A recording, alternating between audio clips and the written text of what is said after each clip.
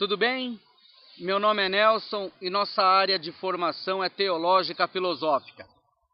Estamos no primeiro ano de 2011 e o que eu gostaria nesse meu novo projeto é de compartilhar com você alguma coisa sobre filosofia e fé cristã.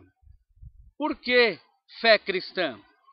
Porque nós vivemos num país de quase 200 milhões de habitantes, onde todas as pessoas, de todas as crenças, de todas as religiões, se dizem cristãs. Afinal de contas, muito embora haja adeptos, seguidores de outras seitas, de outras filosofias, entre aspas, de vida, que têm seus líderes orientais, mas a grande maioria se diz cristão. O católico se diz cristão, o protestante, o evangélico se diz cristão, os espíritas se dizem cristãos e assim por diante. Por isso, filosofia e fé cristã. Não temos aqui maometanos, né? Não temos aqui árabes, como temos na Europa, como temos em outros países, lá do lado da Ásia Menor, onde realmente, por se tratar de uma grande religião, a que mais cresce no mundo, segundo as estatísticas, mas aqui no Brasil, o nosso negócio é Jesus Cristo. E louvado seja Deus por isso, né? Porque ele disse: eu sou o caminho, a verdade e a vida, ninguém vem ao Pai senão por mim. E ele está atrás de adoradores que o adorem em espírito e em verdade. E por que vamos inserir filosofia nesse contexto? Porque quando falamos que Jesus Cristo é a verdade, a primeira pergunta que o filósofo vai fazer é: o que é verdade? E eles vão dizer que a verdade depende de muitos pontos de vista. Todo ponto de vista depende do ponto de quem avista. Então, o que é verdade para um pode não ser verdade para outro. Mas quando Jesus surge no cenário histórico da humanidade, e ele, sabendo que as pessoas buscavam a verdade, como Pilatos um dia lhe perguntou o que é verdade, mas não esperou, né? Ouvir a resposta, virou as costas e foi embora. Ele, preocupado com essa busca da humanidade pela verdade, já veio declarando que ele era a própria verdade. E muitas coisas vamos falar entre filosofia, vamos falar ligando filosofia à fé cristã. Porque filosofia está ligado à mente, está ligado à razão, está ligado à psique. E a espiritualidade, que é o pneuma em grego, o ar, o espírito, a inspiração, está ligado ao corpo espiritual do homem. O homem é uma dualidade. É corpo físico, esse corpo que nós vemos, esse corpo que nós podemos tocar, esse corpo que eu posso beliscar e eu sinto a dor do beliscão. Mas o homem também é corpo espiritual. O Deus colocou no homem um desejo ardente de buscar as coisas de Deus. O homem busca as coisas espirituais.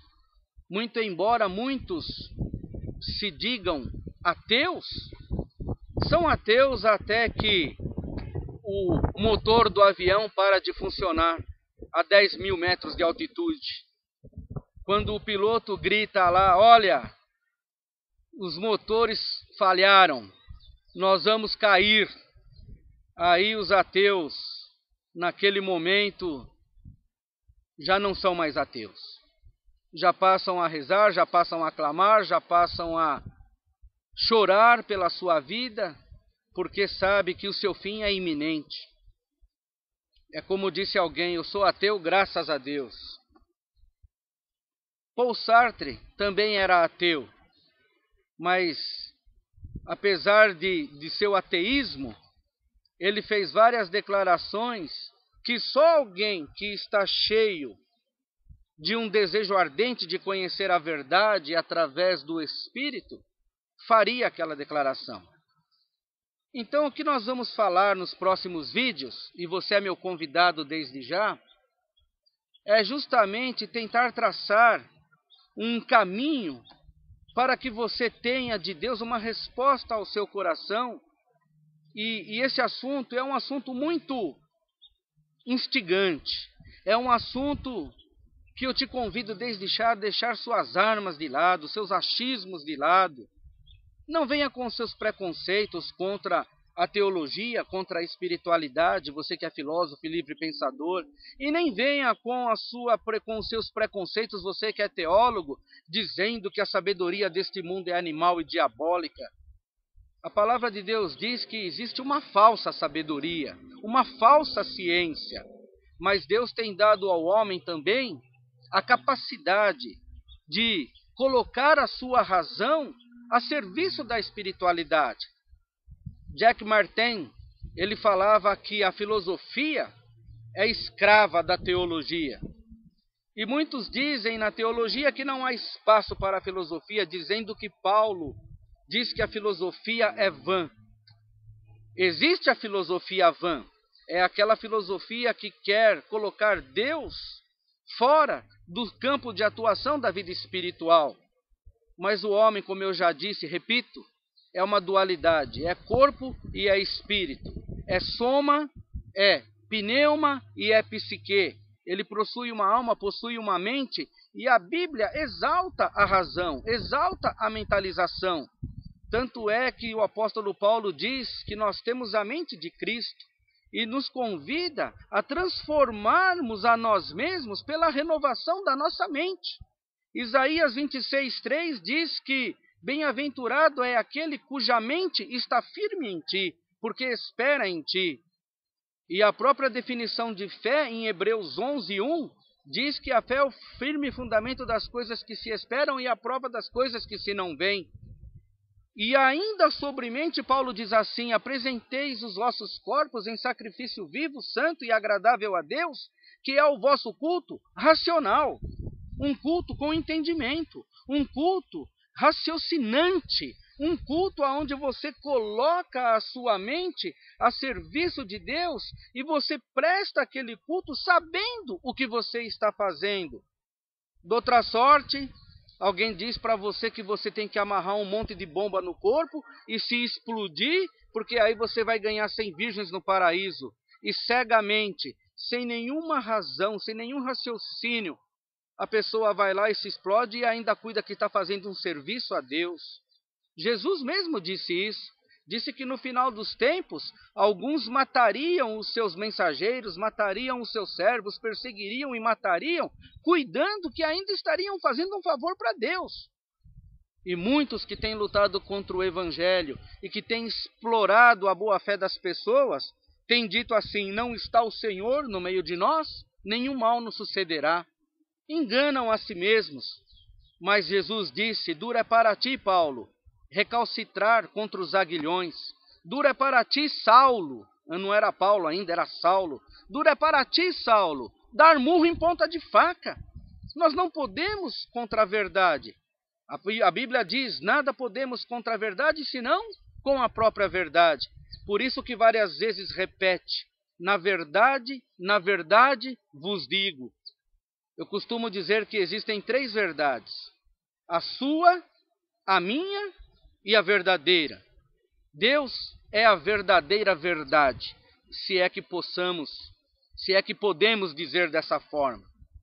A mensagem que eu tenho para você, meu amado, nos próximos vídeos, será uma mensagem de fé, de otimismo, trazendo o pensamento de filósofos, pensadores, desde os pré-socráticos, Tales de Mileto, Anaximandro, Anaxímenes, Sócrates, Platão, Aristóteles, os sofistas que não eram filósofos, mas estão nesse cenário, estão nesse contexto. E depois estaremos falando dos filósofos da Idade Média. Estaremos falando de alguns livres pensadores, como René Descartes, que disse: penso, logo existo. Por que ele disse isso? Você já parou para pensar na existência? Você parou já para pensar o que você está fazendo nesse mundo? Ou será que nós fomos criados apenas para nascer, crescer, casar, morrer, enterrou e acabou? Será que não existe nada além disso? A pergunta antes de Sócrates era: de onde nós viemos? Do que o mundo é feito? Porém, Sócrates depois mudou a pergunta. A pergunta com Sócrates é: o que é que eu estou fazendo aqui? Você sabe o que é que você está fazendo aqui? E depois a pergunta muda: para onde eu vou? Teodoto, que era um agnóstico famoso desde o século II, do ano 180, 170, Teodoto ele já perguntava: quem sou? De onde vim? O que eu estou fazendo aqui? Para onde que eu vou? Existem muitas pessoas que estão vivendo uma verdadeira crise mental, espiritual, estão deprimidos porque não acharam ainda o verdadeiro significado para a sua vida. Estão ainda, poxa vida, por que um nasce rico, milionário, porque outro é pobre? Por que tem tanta gente perfeita com saúde e outro faltando uma perna, faltando um braço, cego, aleijado? E existem com verdadeiros grilos na cabeça e ainda não encontraram respostas para estas coisas. É certo que nem tudo é dado ao homem o direito de saber. Diz que as coisas reveladas são para o homem e as coisas escondidas são para Deus. Deus tem os seus segredos, existem coisas que nós só vamos saber na eternidade. Mas a mensagem que eu tenho para você é uma mensagem que eu tenho certeza vai começar a fazer com que você se enquadre. Talvez você diga: poxa vida, eu procurei um caminho na filosofia, não achei. Procurei me adaptar, me aderir a um livre pensador, não consegui me encontrar. Mas eu quero te dizer que o maior pensador, o maior filósofo de todos, o pai dos filósofos, que é Jesus Cristo, tem resposta para todas as suas perguntas. Se você buscar, se você crer, ele disse assim: eu sou a ressurreição e a vida, e aquele que crê em mim, ainda que esteja morto, viverá. Não digo teólogo que a filosofia não tem lugar no homem, e nem digo filósofo que quer entender tudo através da razão e da mente e por isso não quer saber das questões da fé. Ninguém consegue tirar o café do leite depois que eles estão misturados no copo. O copo é o corpo humano, o café representa as coisas materiais, o leite as coisas espirituais. Antes estavam separados e eu podia fazer a distinção entre café, leite e copo, mas agora o café com leite dentro do copo é impossível de ser separado. Vamos falar sobre preconceito, vamos falar sobre tantas coisas que procuram interferir na existência, na felicidade, na paz do homem. Jesus Cristo disse: eu deixo para você a minha paz eu vos dou, e não dou como o mundo vou lá dar. Sendo assim, querido, fique em paz e busque nos próximos vídeos uma razão para viver, uma motivação para a sua vida. E quer maior motivação do que Jesus Cristo? É isso que eu venho te oferecer. Fiquem com Deus, até o próximo vídeo. Um abraço.